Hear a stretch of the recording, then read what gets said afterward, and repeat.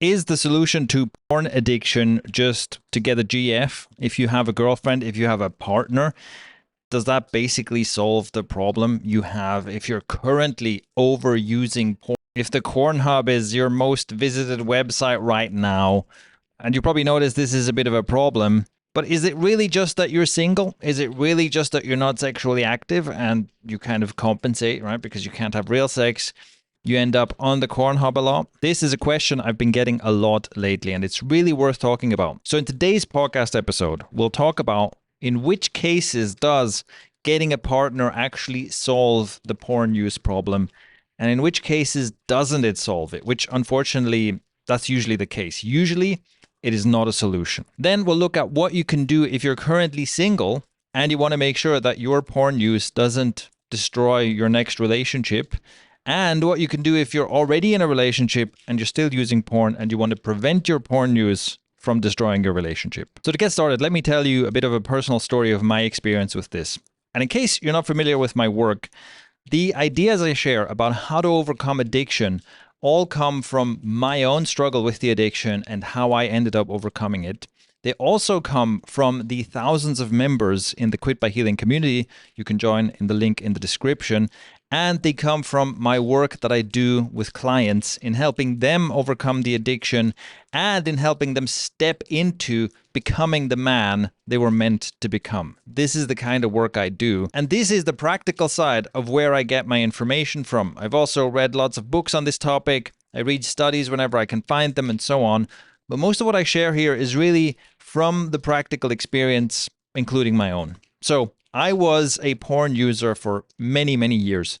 And during some of those years, I was single. And during some of those years, I was in relationships. And something happened to me that happens to a lot of porn users, where I'd be single for a while, I'd use a lot of porn, and then I get into a relationship. I meet someone, the sparks fly, and I go from being single and having no active sex life to having a partner, having someone that I have in real life sex with another person with. And at first, whenever this happened, I would lose interest in porn. So I'd get into a relationship and I would stop watching porn and I would stop having the desire to watch porn.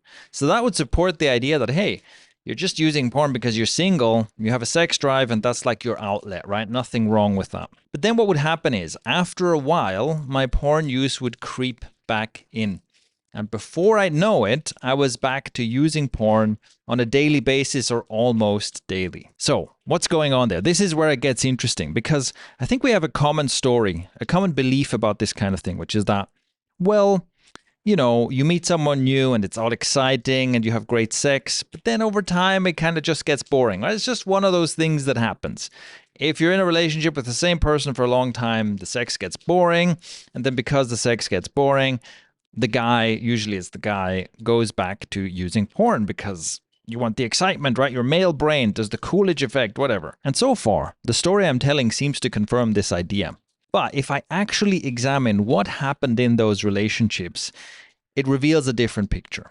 Because it wasn't the case that first the sex gets unexciting or boring or less frequent, and then I start using porn. The trigger is always something else. It was always some kind of a stressor. So something goes wrong in the relationship. Maybe we have a big argument. Maybe there is some kind of I'm stressed out about something, right? Maybe I feel smothered by the relationship. There's some kind of a conflict in the relationship, right? I feel like this isn't working anymore. Maybe it's a matter of me not having boundaries and I feel like she's kind of stepping all over me, stepping all over my private space or something like that. There's sources of dissatisfaction and tension and conflict in the relationship that always comes first. And as a result, as a response to that stress and dissatisfaction, that's when I start using porn again. Now, if you follow my content, if you know anything about addiction, this won't actually surprise you. You already know that addiction is always a coping mechanism. And even porn addiction usually doesn't have that much to do with sex or your sex drive. The trigger for porn addiction is usually some kind of a stress. It is something you're distracting yourself from something you're trying to avoid, something you're running away from. So here's the same thing, just in the context of a relationship. It really doesn't have that much to do with sex. It has to do with stress and dissatisfaction, distraction, and avoiding stuff. In other words, I am experiencing emotional pain. I don't know how to deal with that emotional pain, and I reach for my coping mechanism, which in my case was pornography. In the case of other people, it might be alcohol, it might be binge eating, it might be all kinds of other addictions and coping mechanisms. Unfortunately, in a relationship, porn use can make this problem even worse, because porn use is a disconnecting kind of thing. It essentially disconnects me from my partner, and it disconnects me. It's like it drives my sexual energy towards something else, and it takes away one of the things that you have in a relationship that can actually build greater closeness, build greater intimacy, and help you, with closeness and intimacy and good communication, you can solve, in the ideal case, these things in the relationship that are conflicts and stressors and so on. But by going to porn, it made me then less interested in real sex, which then removes one of the things that ties you together in a relationship, which then can lead to even more stress and even more conflict and even more dissatisfaction, which leads to more porn use and so on. Again, if you followed my content, this is not new to you. You'll notice that addictions are always this vicious cycle. Like, doing the addictive behavior is something you do to try and escape the pain, but in the long term, it always causes even more pain, which you then escape with even more addiction and so on. Porn use can be a huge problem in a relationship because of what I've just described. It is disconnecting in a way. And I'm also seeing that a lot of people tend to misattribute problems to sex. So we have this immature perspective on sex, which I think is a phenomenon of people like growing up with porn as their example of what sex is like. It's almost like your role models for sex or porn stars, or people who you've seen in porn. And it creates this idea that good sex means lots of variety, lots of excitement, lots of adventure. And so that creates that whole sense that, sex with the same partner all the time becomes boring. And maybe the solution to that is, you keep introducing new stuff. What if we wear different costumes and we role play and we add toys and we do more and more exciting and adventurous stuff? Now, there's nothing wrong with being sexually playful and adventurous, but if you think that that's what's needed for sex to stay interesting in a relationship, you're missing the point, because it can be fun, but it's basically shallow fun.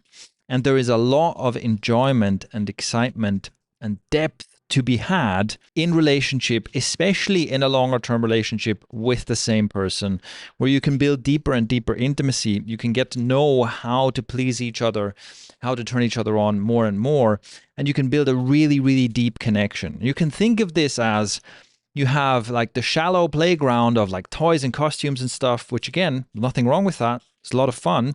But you also have the depth of deeper and deeper intimate connection that can be maybe more like the tantric thing, where you go deeper and deeper into just that connection. And it can be mind-blowing, the connection with one person. And it can get richer and richer over time. So that's one of the things where porn use can give us this whole wrong paradigm about how sex in a relationship even works. And you might end up misattributing your dissatisfaction to, I left her because basically it wasn't exciting enough, because she wasn't enough like a porn star. Where you think what you want is more variety, what you think what you want is a porn star, but it's this kind of hungry ghost situation where no matter how much of that you get, it never actually nourishes you. It never actually fills that craving you feel. And so you just need more and more and more and more. And you're actually missing out on the very thing that would nourish you, the very thing that would give you the satisfaction you're looking for, which is depth, not shallow variety. So all of this is why, if you're currently a porn addict, if you're currently a heavy user of pornography, getting a girlfriend will probably not solve that problem. It will probably not turn you into a non-porn user. It will probably, in most cases, do to you what it did to me, which is that initially, for the first few weeks or first few months maybe, you stop using porn. You are excited about the relationship and the sex within the relationship. But Porn remains your coping mechanism for stressful and difficult situations. It remains a tool for you to escape from painful emotions. And guess what? In a relationship, there will be painful emotions, right? In the best relationship in the world, there's still conflict. There's still times when you have to figure out, hold on, why are we upsetting each other? Why are we not meeting each other? Why are we not understanding each other? There are going to be moments of conflict and misunderstandings that need to be resolved. And as a porn user, because you've built that habit of, oh, when I'm stressed, when I feel bad, I can escape to porn. That's what you'll probably do, and that will kickstart the vicious cycle that makes things worse and worse and worse. You'll be withdrawing from the connection with your partner. You'll constantly be ignoring and escaping from the difficulties in the relationship instead of dealing with them, and that leads to all kinds of problems. So that's the typical case. That is what, unfortunately, you have to realistically expect. It is possible that a relationship essentially heals your porn addiction. But you'd have to get really lucky for this to happen, because you'd have to find a partner who is so good at helping you work through the conflict and helping you not escape that they can almost like be your therapist, right? Now, theoretically, this is possible, especially if you're open to doing that and they have the awareness and the communication skills and so on to help you with that. Theoretically, that's possible. And maybe every once in a while, right, you have a connection that kind of randomly is just so good and just so compatible and things work out so well that, yeah, someone can essentially use the relationship as a catalyst to heal their porn addiction. But from what I can see from the people I've worked with, this is extremely rare. Which brings us to an important question. What can you do about it, right? If you don't just want to wait until you get enormously lucky and just kind of hope that the relationship will solve all your problems, which it probably won't. What can you do? Well, here's two parts to this. One, what can you do if you're currently single and you want to avoid all the problems I just described in your next relationship? The first and most important thing is to address your porn addiction now, to not put it off. Because the idea that, oh, once I have a girlfriend, it's all going to be fine is basically just an excuse that you can use to keep the bad habit going, to keep the addiction going. So instead of doing that, face the facts that a relationship is not going to be the solution to your problems, and instead address the problem now.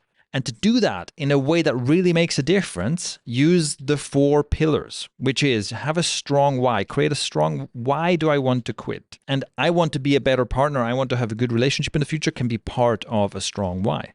Number 2, you abstain, you stop using porn completely, and you sit through the withdrawals that you will experience.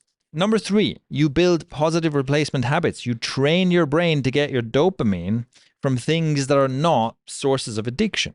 So not porn and junk food and social media, but things like exercise, socializing, and building things. And number 4, very importantly, you do the inner work. You do things like introspective writing and the embodiment meditation and other tools that I teach.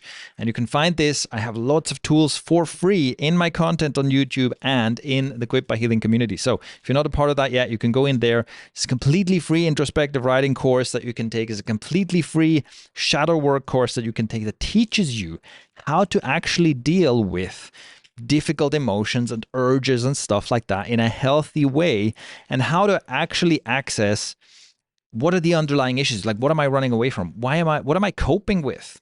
If porn is a coping mechanism, what am I coping with, right? And teaches you how to uncover these core issues that make you an addict in the first place and how to work through them, how to actually do the healing. If you do all 4 of these things, then you are actually healing from your addiction. You're not just like white knuckling it, right? You're not just abstaining and trying as hard as possible to stay away, which is not a sustainable solution and generally doesn't work. A big part of this work is like building awareness of what's happening inside you, so that when you feel the urge to watch porn, you go, hold on, what's going on inside me? What emotions am I feeling right now? What physical sensations am I feeling? What is happening in my mind? What stories am I telling myself in my mind? You generate the awareness of noticing these things instead of just kind of being swept away in what's happening. And in a way, you're learning to have a healthier, more mature relationship with yourself, where you go, oh my God, I need to watch porn. I really don't want to deal with this. And you hear the voice in your head going, whatever, making excuses. And you can go, hold on. I'm seeing what's happening here. Everything is fine, right? You can almost like be the adult in the room, and you can find better ways to essentially communicate with yourself. Be like, no, binging porn isn't the solution right now. We know that that's going to make us feel bad in the long term, and it's kind of breaking a promise to myself. Let's not do that. And you find a better way to relate to yourself instead of giving into your impulses and then feeling bad and then negative self-talk, right? Berating yourself, beating yourself up. That's kind of an immature, emotionally unstable way to relate to yourself. And you're learning to bring awareness to what's happening and to have a more mature and healthier relationship with yourself. And guess what? That awareness and those relationship skills make you a much better and much more desirable partner in a relationship. Those are many of the same skills that will help you have a healthy and good relationship with someone else. And this is why I always say the skills you learn in order to overcome this addiction make you a better man, make you a better person. This is so worth doing for far more reasons than just it removes one source of addiction from your life. If you're currently already in a relationship and you're also using porn and you're probably doing it in secret and you're probably noticing creeping negative effects this has on you and your relationship, then what can you do? Well, all of the same stuff I just said, right? You have to do this internal work. You have to build this awareness. You have to address this addiction by yourself. But also, you have to start communicating about what's going on for you with your partner. Now, this will depend a lot on what kind of a relationship you have with your partner, how much open communication and psychological safety you have with each other.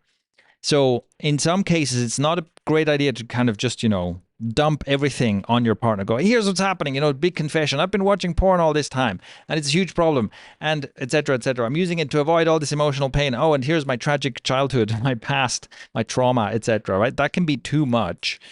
So that is also part of where you need to take leadership in how you communicate and leadership in your relationship. I have a separate podcast episode on that, where you might want to step by step build that trust between you and your partner, and step by step build up to the point where you can be totally honest about what's happening, where you can get your partner to support you and understand you and help you through this problem in your relationship, and where you can, again, you're building awareness and a better relationship with yourself, and you're then also bringing that into the relationship.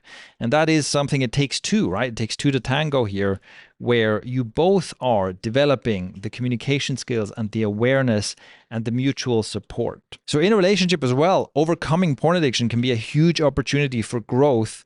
And if you're up for the challenge, if you're facing this challenge together, it can make your relationship better and stronger in the long term. So those are my thoughts on whether getting a girlfriend will fix your porn use problem and what to do if it doesn't, which is usually the case. If you want to learn more about this, I will link to all the other relevant content and podcast episodes in the description. And also check out my interview in the Modern Couples Summit, where I talked about porn addiction in relationships.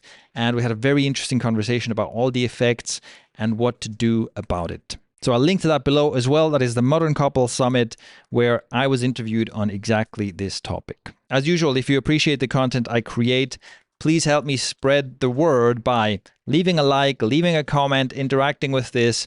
Get the algorithm to show this to more people. And if you have any questions that you'd like me to address in future episodes, you can leave a comment on YouTube or follow one of the links in the description, where you can subscribe to the podcast and leave an anonymous voice note. So that's it for today. Thank you for tuning in, and I'll catch you next time.